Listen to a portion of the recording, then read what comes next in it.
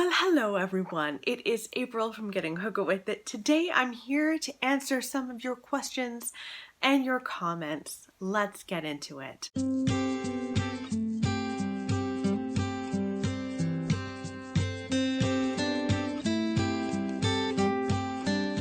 So a couple of months ago, I did one of these videos and I really love doing this. So if you have any questions for me, bookish, anything, like just, within reason.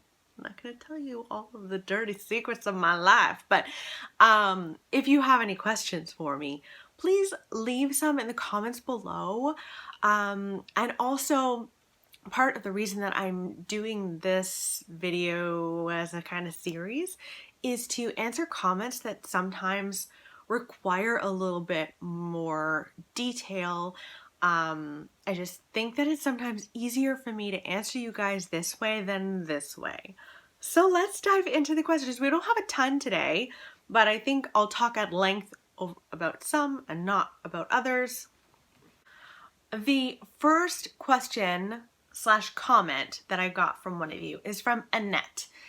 She said, I have to admit that I cringe a little when you mention your Amazon wish list. It feels like you are asking your subscribers to buy you books. And I've gotten actually this kind of comment before, and I'm really, really grateful that Annette wrote in and, explained that it makes her feel a bit that is not my intention at all.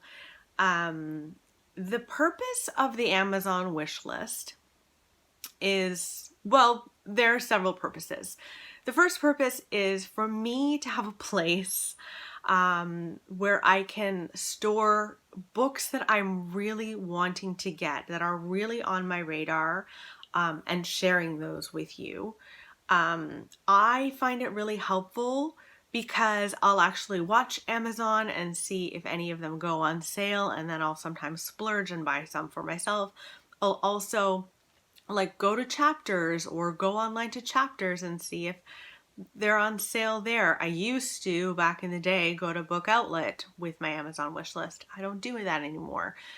Side note, I am quite curious to find out what is going on with Book Outlet and whether they are making changes or what have you. I don't know if any of you have heard from them or whatnot, but it's been in the back of my mind lately because I would really like them to get better in terms of becoming an anti-racist organization. Okay, that's besides the point. But I would basically go all over the place, including Value Village, and I'd have my Amazon wish list with me, and I'd be able to go and check. So I do want to share a couple of things that I have gotten from my Amazon wish list. I got The Cutting Season recently. I bought that myself. By Attica Locke. I got Wives and Daughters, which is a beast but looks amazing. I think you guys suggested that I get that one. In any case, I got The Pull of the Stars recently by Emma Donoghue, and those were all books that I found on sale or just splurged and wanted to treat myself. And then here's an example, several examples of why I have an Amazon wish list and bring them to Value Villages, because sometimes I get lucky and find things like Imaginary Friend, fresh. I couldn't believe how new that copy was. I got Know My Name by Chanel Miller, which was also on my Amazon wish list, and most recently also Beartown. So that is the purpose of me having an Amazon wish list for myself. Now, you mentioned as well, Annette, that you feel like it suggests that people should buy me books. That is not the intention of it. The intention is to share what's on my radar right now with new releases and then backlist releases. However, I will be totally frank with you. Before I had my Amazon wish list publicized on my YouTube channel, I would get a lot of emails and comments asking if people could send me books to my home. Now, if you are in the YouTube world and you're a creator, you will know, like, one of the first things that everyone says, please never do this, is share your shipping address with people. It just for safety reason, like, anybody could get their hands on that, and I've heard that it's not a good idea. But I got a lot of people requesting if they wanted to send me books. And this is the safest way if people ever do want to send me books, and there is never any pressure to do that. But if people ever do want to send me books, it really is the safest way. And so that's another reason that I started putting it out there. But it's never to be like, hey guys, buy me books. You know, that is not it in any way, shape, or form. And I would not want anyone to feel that way. So I hope that answers your question.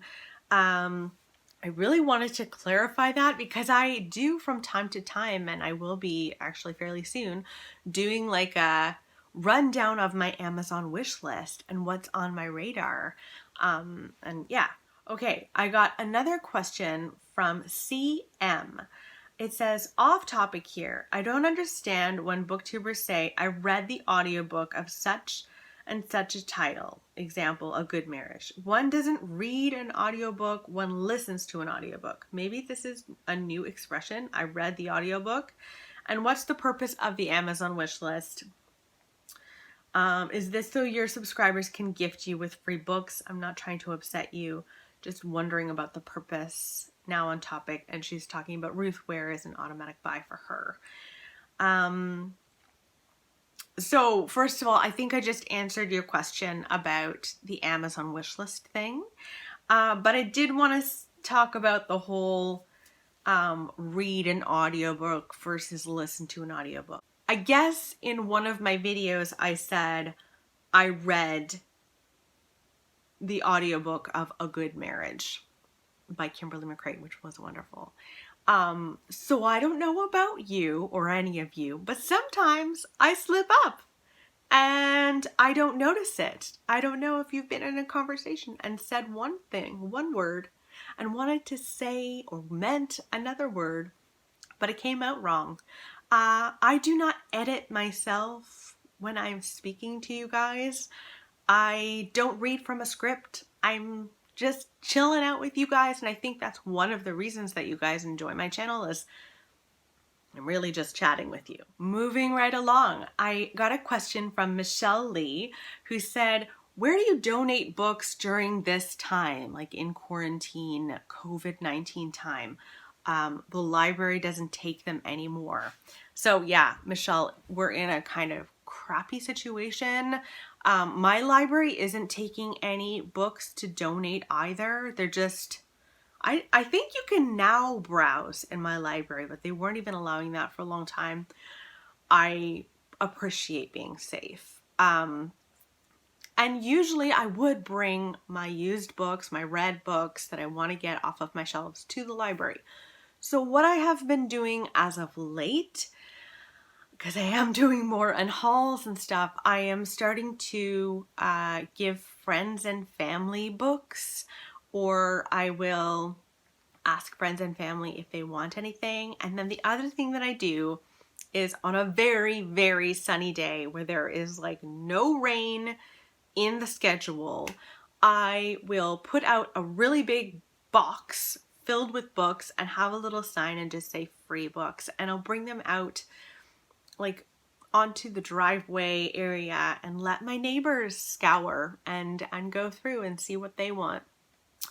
Otherwise, I guess you could do little free libraries as well. I don't know of any little free libraries in the Ottawa area, or near me at least, and I would really love to have a little free library. That's actually a dream of mine, is to actually have one here on my like front lawn or something, because that would just make me so happy. But I am not a builder in any way, shape, or form, so I don't know how that would happen, because I think you're meant to build them or you can buy them, but they're like hundreds of dollars.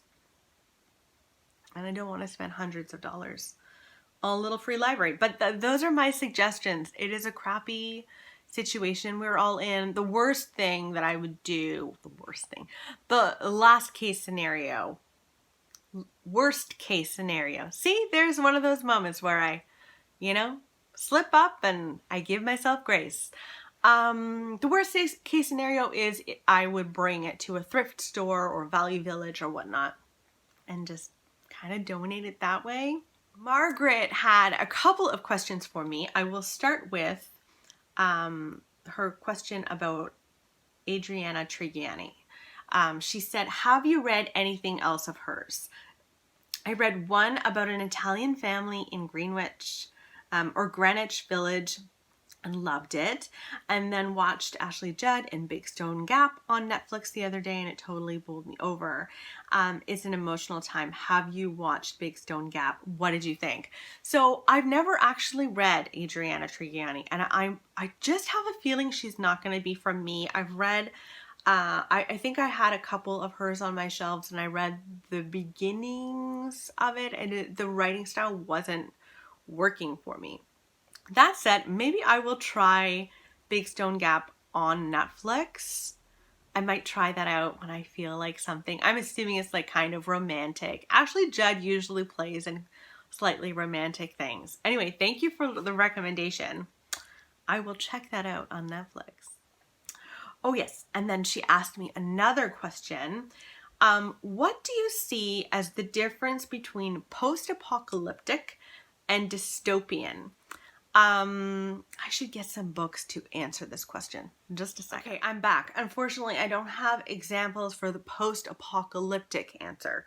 But essentially to me, post-apocalyptic books are books in which something, either a force or something has destroyed the world, and it is the after effects and trying to live afterwards. So for example, Station 11 to me, I would consider post-apocalyptic because a ginormous flu has taken over the world. Many, many, many people have died, and there are the ramifications of this new world where these traveling musicians and actors are going from settlement to settlement. I would say that's apocalyptic. Yeah, anything where there's been like a massive ice age or whatever. I don't know why ice age came up in my head, but something environmental or something health-wise that's kind of taken over the world and we're left with the rubble essentially and trying to rebuild. That's what I would call a post-apocalyptic story. A dystopian story to me would be something where society has gone to bleep. Society has majorly screwed up and we're dealing with the ramifications of society's crumbling. So The Hunger Games to me is a dystopian story. I haven't read it yet, but Fahrenheit 451 is a dystopian story where the society has basically deemed reading and books as immoral and they're to all be burned. That's a terrible society, as well as The Handmaid's Tale. This has a bit of both in the sense that the major reason that this dystopian society has come to be is because more and more women are dealing with infertility, and they've constructed a society that essentially strips all women of their rights. And women who are fertile are meant to just give birth to babies and pass them along to the elite. So I don't know if that I hope that answers your question for me and how I view dystopian books versus post-apocalyptic books. Oh, and then the last question comes from Ride 2018. They said, "Hi April, could you please make a video of baby products you used and loved? Thank you." I'm not going to do an entire video on it because I just don't think that a lot of you would want to watch an entire video of me rambling on and on about baby stuff. I already share so much of Nora's stuff, but I've pulled up, I've got my laptop here. I've pulled up a bunch of products and that I will link in the description box below of things that like I cannot imagine not having these or have had these in my life after Nora was born. The first thing that put my mind to so much ease was the Owlet. We got the Owlet sock and also the Owlet baby monitor. You can get them separately, but it's the sock for me that was everything. The sock you put on when the baby is sleeping. You can put them on at night exclusively, or you can also put them on while your baby is sleeping, like just for a nap. And it monitors heart rate and also oxygen. And I am someone who has suffered from a lot of anxiety surrounding the health of Nora because I had a miscarriage, and I've just been terrified that something would happen to Nora. So I think it's really amazing for parents like me who are extremely nervous all the time about whether the baby is breathing or not. It just put my mind to ease. We stopped using it, I want to say she was about maybe 9 months old. We stopped using it because the risk of SIDS, SIDS, right? I think that's what it's called. The risk of that drops dramatically, I think, after 6 months or 4 months. In any case, we waited a while. We love that. We also ended up getting the baby monitor as well, that you can actually see the baby and what they're doing. And we still use that. We've had to move it because Nora will like grab it. She's so tall. It's great. The Owlet sock is everything. It's expensive. I wouldn't get it secondhand. I'd get it fresh. But yeah, that's my big suggestion to you. Another baby product that I absolutely love are the Aden and Anais muslin like blankets. They're like swaddling blankets. We didn't use them to swaddle her. We just have her in the sleep sack and stuff. But she uses them as little loveys. She'll even carry them around the house and like to go to sleep at night. And for her nap, she'll have a little Aden and Anais muslin. It's very soft, and we have them all over the place. They're great for spit up and all of that as well, or like laying them down if you are in a public place and you don't want to lay them on something that might be gross. Putting that down first is always nice. So we love those. We still love them. They are literally in every room of our house. Another thing that we really love that we started using when she was 4 months old is a Skiphop activity center. It's kind of like a bouncy thing that you sit them in and then they can spin around and play with different things. That really helped to like strengthen her legs, and also she had a lot of fun in there. She'll drink her bottle in there. We just really enjoyed that. That was a really good one. We ended up getting 2 activity centers at Christmas, which ended up being perfect because we had one on the main floor and then one in the basement. It's just super handy at the time, and we still get use out of it, and she's 1 now. Speaking of bottles, we went through so many bottles trying to find a good one for her. If you were someone who wasn't able to breastfeed like me, or you decide not to breastfeed, I so think that like bottles become really important. I absolutely love the Comotomo bottles because they don't spill the same way that other bottles tend to spill.